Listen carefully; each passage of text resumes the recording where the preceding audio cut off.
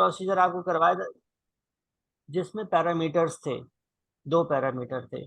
Parameter का क्या मतलब है कि जब आप स्टोर प्रोसीजर रन करेंगे तो 2 वैल्यूज उसको आप पास करेंगे, ठीक है ना, और उन वैल्यूज के ऊपर फिर वो रिजल्ट जनरेट करके आपको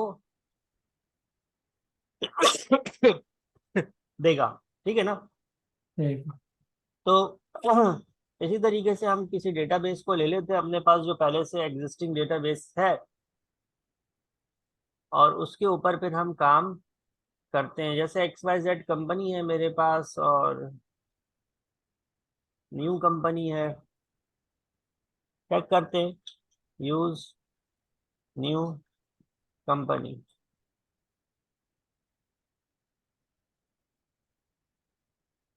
और इसमें चेक कर लेते हैं कि हमारे पास एम्प्लॉय के टेबल पे क्या रिकॉर्ड्स मौजूद हैं और क्या फील्ड्स मौजूद हैं।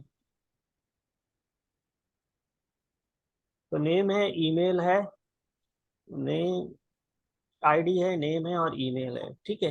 तो अब हम ये चाह रहे हैं कि हम स्टोर प्रोसीजर ऐसा बनाएं कि हम जो है यूजर को 2 वैल्यूज प्रोवाइड करें, यानी कि नेम और ईमेल की, और वो नेम और ईमेल की वैल्यूज क्या हो तो हमारे पास इंसर्ट हो जाए, ठीक है ना। right। तो स्टोर प्रोसीजर इस तरह से कि इंसर्ट की क्यूरी हमें पूरी ना लिखनी पड़े, हमें स्टोर प्रोसीजर लिखें और उसके अंदर ये 2 वैल्यूज जो है हमारे पास क्या हो जाए, सेव हो जाए, इंसर्ट हो जाए।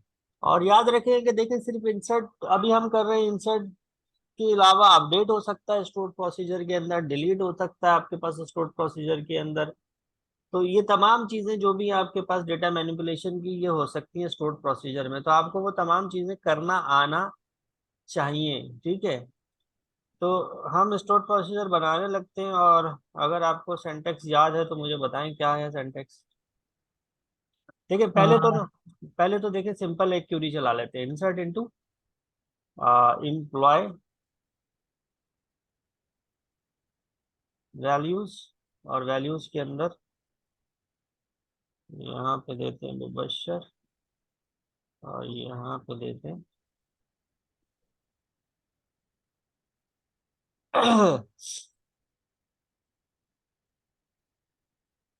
ठीक है ना। तो ये देखें कहता है कि आपके पास आपने तमाम वैल्यूज दी थी, तो इसका मतलब ये है कि एरर जो है, देखें एरर को भी समझना बहुत ज्यादा ना जरूरी है। अब आप मुझे बताएं इस एरर का क्या मतलब है। value does not match। इस कॉलम या कॉलम नेम और number of supplied values does not match table definition. यानी आपने जो वैल्यू दी है वो उस कॉलम के अंदर वैलिड एंटर नहीं हो सकती। ये सही फॉर्मेट में नहीं दिया आपने। फॉर्मेट सही है, देखें इशू क्या है, इशू ये है कि ये आपको देखें क्या कह रहा है, कह रहा है कि नंबर ऑफ सप्लाइड वैल्यूज, यानी कि does not match the table definition. Table definition क्या होती है, टेबल डेफिनेशन ये होती है कि जब आपने टेबल बनाया है तो उसमें कितने कॉलम हैं, ठीक है, उन कॉलम्स की क्या टाइप है, वो टेबल डेफिनेशन है, टेबल जिस तरह से बनाया गया है। अब ये आपको कह रहा है कि जो आपने values, number of values supply की हैं वो टेबल डेफिनेशन से मैच नहीं करती। इसका मतलब ये है कि नंबर ऑफ वैल्यूज या तो कम है या ज्यादा है, राइट। किससे, जो टेबल की डेफिनेशन है। तो अब इससे क्या हुआ कि देखिए मैंने ये चलाया था, मेरे पास ये आईडी नेम और ये आ गया था, मैंने अज्यूम ये किया कि आईडी ऑटो इंक्रीमेंट होगा, तो मैंने 2 वैल्यूज प्रोवाइड कर दी।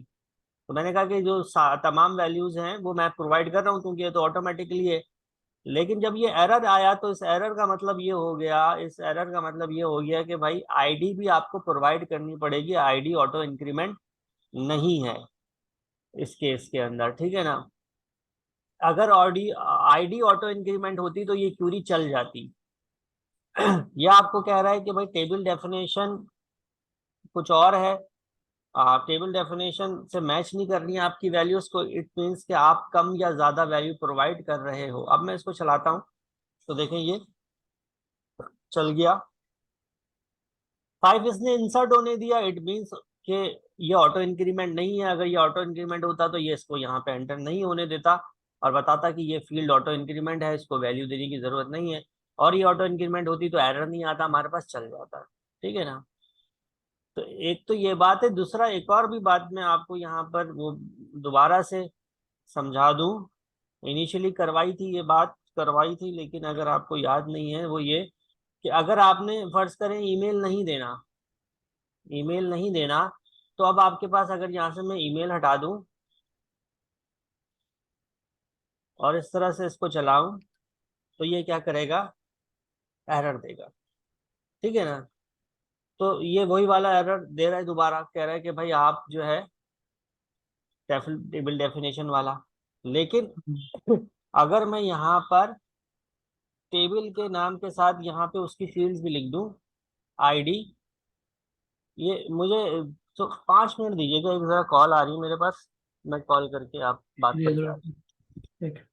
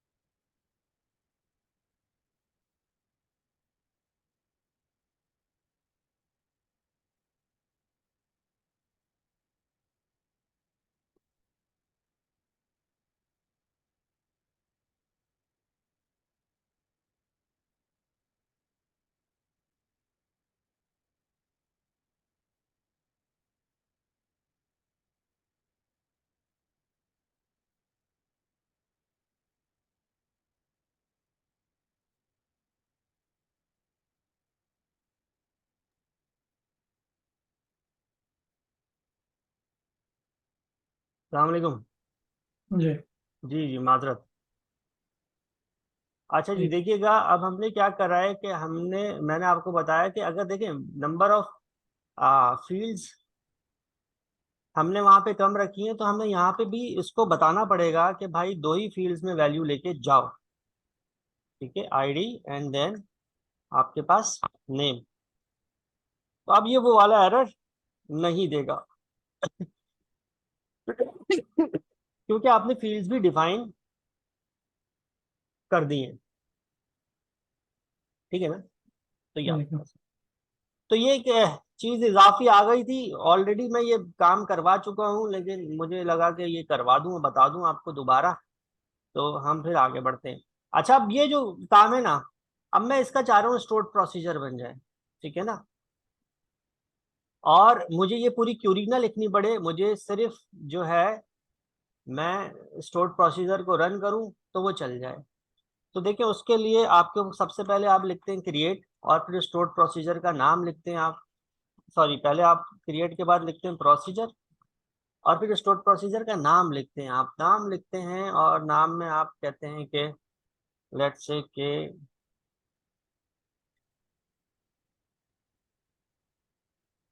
INNEMP, इंसर्ट इन एम्प्लॉय। उसी मुनासबत से मैंने ये बना दिया। ठीक है ना? ठीक है। और उसके बाद आप एज लिखते हैं, उसके बाद आप बिगिन लिखते हैं, उसके बाद आप एंड लिखते हैं। ठीक है? और उसके अंदर हम ये कंट्रोल सी करता हूँ, इसको रख देते हैं लाकर, और इसको हम चलाते हैं। तो देखिए, ये हमारे पास सक्सेसफुली चल गया है। अब आपको अगर वैल्यू इंसर्ट करनी है, तो आप सिंपल क्या लिखेंगे, INEMP। ठीक है ना? इसको अगर आप चलाते हैं, तो देखिए ये वन रो अफेक्टेड आपके पास आ गया, यानी स्टोर प्रोसीजर चल गया आपका। अगर आप जाके चेक करें, तो देखिए आखिर में ये हमारे पास ये रिकॉर्ड जो दिखा रहा है, ये हमारे स्टोर प्रोसीजर की वजह से दिखा रहा है। लेकिन ये तो देखिए, आपको समझाने के लिए मैंने यहाँ पे क्या करा था कि स्टोर प्रोसीजर जो है वो बना दिया सिंपल, विदाउट पैरामीटर है ये स्टोर प्रोसीजर। लेकिन ऑब्वियस सी बात है कि ये स्टोर प्रोसीजर काम का नहीं है। काम का इसलिए नहीं है क्योंकि वैल्यूज इसमें हार्ड कोड हुई हुई है। ऑब्वियस सी बात है, आपको हर दफा मुबशिर और मुबशिर@gmail.com तो नहीं इंसर्ट करवाना ना। हाँ। समझ गए ना बात? बिल्कुल। तो आपके पास वैल्यूज डिफरेंट होनी चाहिए, आईडी भी डिफरेंट होनी चाहिए, नाम भी डिफरेंट होने चाहिए, और ईमेल एड्रेस। तो उसके लिए जो आपको स्टोर प्रोसीजर बनाना पड़ेगा, वो पैरामीटराइज बनाना पड़ेगा। ठीक है ना? यानी वो ठीक है। पैरामीटर उसमें आप पास कर सके। तो हम एक और स्टोर प्रोसीजर बना लेते हैं। ठीक है ना? और याद रहे कि देखिए, स्टोर प्रोसीजर आपके लिए बहुत ज्यादा अहम है। आपको इसकी ना प्रैक्टिस बहुत अच्छे से करनी पड़ेगी, फिंगर टिप्स पे आपके होने चाहिए। उसमें आपको ऐड भी कराना आना चाहिए, डिलीट भी कराना चाहिए, रिकॉर्ड अपडेट भी कराना आना चाहिए, मल्टीपल फील्ड्स पे आपको काम करना आना चाहिए, मल्टीपल टेबल्स पे आपको काम करना आना चाहिए। तो इसकी जितनी प्रैक्टिस करेंगे, तो आपको अपने आपके काम में ना हेल्प होगी। और जो पहले से ऑलरेडी स्टोर प्रोसीजर्स चल रहे हैं, वो समझ में भी आपको आना शुरू हो जाएंगे। तो हम यहाँ पे स्टोर प्रोसीजर में लिखते हैं, यहाँ पे क्रिएट प्रोसीजर, और उसके बाद हम ऑब्वियस सी बात है, नाम चेंज करना पड़ेगा हमें। तो INEMP के साथ पैरा लगा देते हैं। ठीक है ना? Has begin and. ठीक है ना? यही क्यूरी वहां पे भी चलेगी, लेकिन इस क्यूरी के साथ, अच्छा यहाँ पे एज के बाद देखिए, हम चूंकि अब पैरामीटराइज्ड बना रहे हैं, तो आपको 3 पैरामीटर चाहिए। तो 3 पैरामीटर का मुराद से मकसद ये है कि देखिए, हमारे पास प्रोग्रामिंग के अंदर भी वेरिएबल्स होते हैं। वेरिएबल किस लिए होते हैं आपके पास? जिसके अंदर आप टेम्पररी तौर के ऊपर अपनी वैल्यू को स्टोर करते हैं। तो यहाँ पर भी आपको टेम्पररी तौर पे वैल्यू को स्टोर करना है, और फिर उन वेरिएबल्स को आपने आगे क्यूरी के अंदर इस्तेमाल करना है, इसलिए आपको उनको डिफाइन करना पड़ेगा। और एसक्यूएल सर्वर में वेरिएबल डिफाइन करने का तरीकेकार समझ लें आप किस तरह से, कि आप @@ लगा देते हो। तो अब आप @ लगा के आपने आईडी लिखा। अब ये जरूरी नहीं है कि ये आईडी उस आईडी से मैच करे, आप इधर कुछ भी कर सकते हो। आप D डबल D लगा दो आईडी के साथ। ठीक है। कॉमा, @ नेम, आप एस लगा दो इसके साथ, ठीक है ना। इसको डिफरेंट इसलिए रख रहा हूँ ताकि आपको ये जहन में रहे कि ये डिफरेंट हो सकते हैं, सेम भी हो सकते हैं, डिफरेंट भी हो सकते हैं। जब आप @ लगा रहे हो तो वह वैसे ही डिफरेंट हो जाता है। और ईमेल, @email, ये तीन आपने इसलिए लिए हैं ताकि आप इसमें वैल्यूज स्टोर कर सको, ठीक है ना। और वैल्यूज स्टोर करके आप फिर क्यूरी के अंदर उसको पास कर सको। आप क्यूरी के अंदर इसको किस तरह इस्तेमाल करेंगे, आप इंसर्ट इनटू, आप कहते हो एम्प्लॉय, फील्ड्स हमें देने की जरूरत नहीं है एम्प्लॉय टेबल के साथ, क्योंकि हम तमाम फील्ड्स में वैल्यू लेके जा रहे हैं। और यहाँ पे सिंगल कोड भी नहीं लगेगा, वेरिएबल लगेगा। सिंगल कोड अगर आप लगा देते हो तो वैल्यू हार्ड कोड हो जाती है, यानी कि फिर उसके अंदर जो लिखा हुआ होता है वही जाके सेव हो जाता है। वेरिएबल अगर आप लिखते हो तो जो वेरिएबल की वैल्यू होती है वो जाती है, ठीक है ना बात। ठीक है। ये हमने कर दिया। अब इससे इसको चलाते हैं। तो अब ये जो देखिए ना, अब वैल्यूज के अंदर हमने ये @ लिखा हुआ है, यानी कि जो पैरामीटर हमने बनाए थे। अच्छा, पैरामीटर बनाते हुए एक गलती ये हो गई कि पैरामीटर को आपको क्या देना पड़ता है, टाइप भी देनी पड़ती है, किस तरह की डेटा उसके अंदर सेव होगा।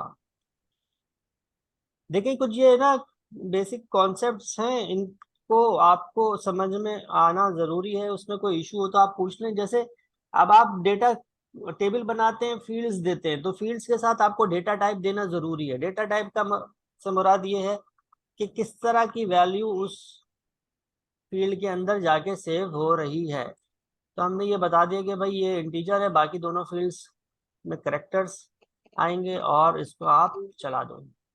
तो हमारे पास लंबा चौड़ा एरर आ गया। वो कहता है कि भाई, अच्छा मेरा ख्याल है जो गलती मैं कर रहा हूँ वो ये कर रहा हूँ कि एज बाद में आएगा, पैरामीटर पहले डिफाइन होंगे फिर एज आएगा। हाँ जी, एरर चले गए मेरे पास वहां पे। इसको चलाता हूँ मैं, तब आप देखो कि मेरे पास ये चल गया है, कमांड कंप्लीटेड सक्सेसफुली, ठीक है ना। अब मैं इसको अगर चल करता हूँ अपने पास, तो देखिए जो पैरामीटर का नाम है मेरे पास वो ये है।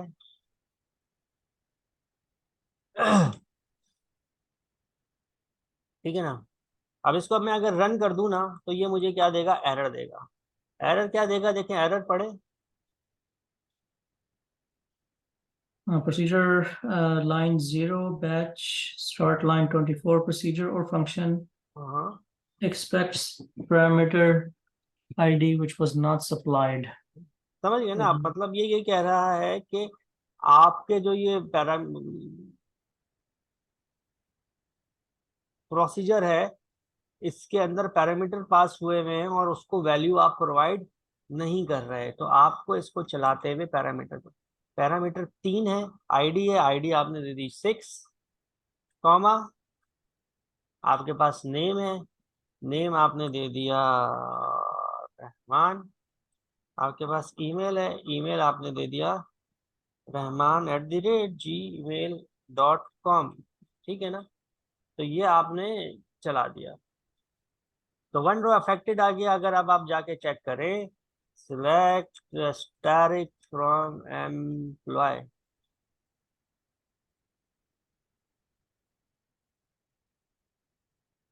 तो आप देखेंगे कि आपके पास ये आ गया, ठीक है ना। तो अब स्टोर प्रोसीजर का फायदा ये है कि देखें, आपको जब जब भी वैल्यू इंसर्ट करनी है, आपको इंसर्ट की पूरी क्यूरी नहीं लिखनी, आपने स्टोर प्रोसीजर चलाना है। पैरामीटर्स को वैल्यूज आप चेंज करें, और आप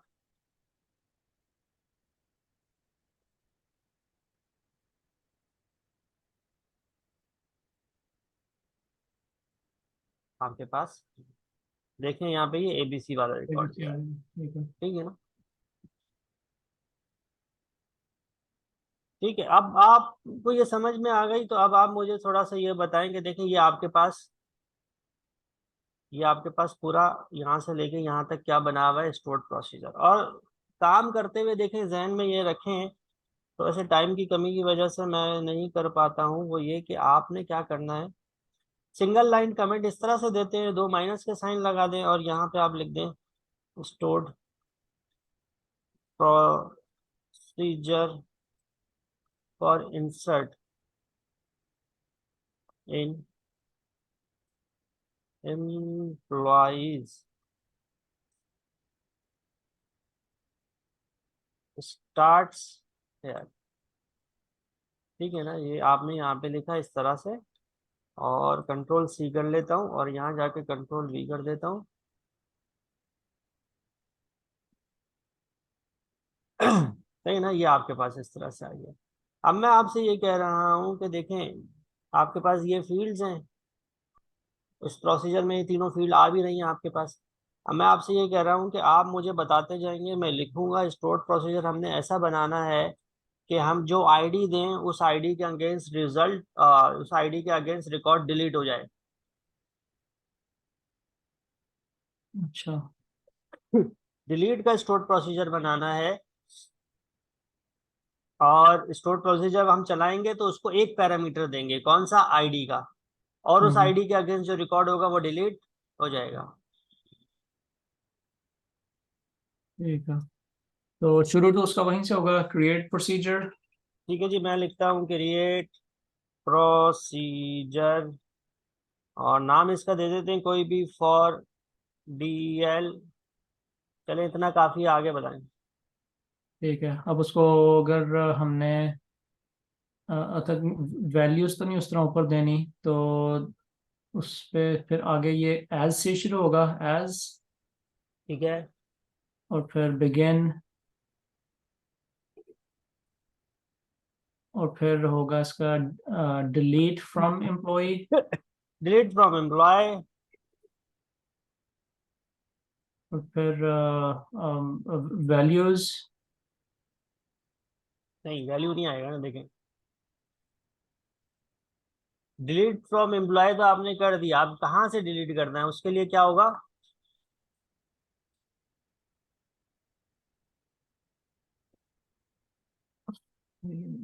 आपने सिर्फ ही नहीं, मैंने आईडी उसकी देनी है जो डिलीट करनी हाँ है। जी जी जी जी, तो वेयर का क्लॉज आएगा ना, ठीक है।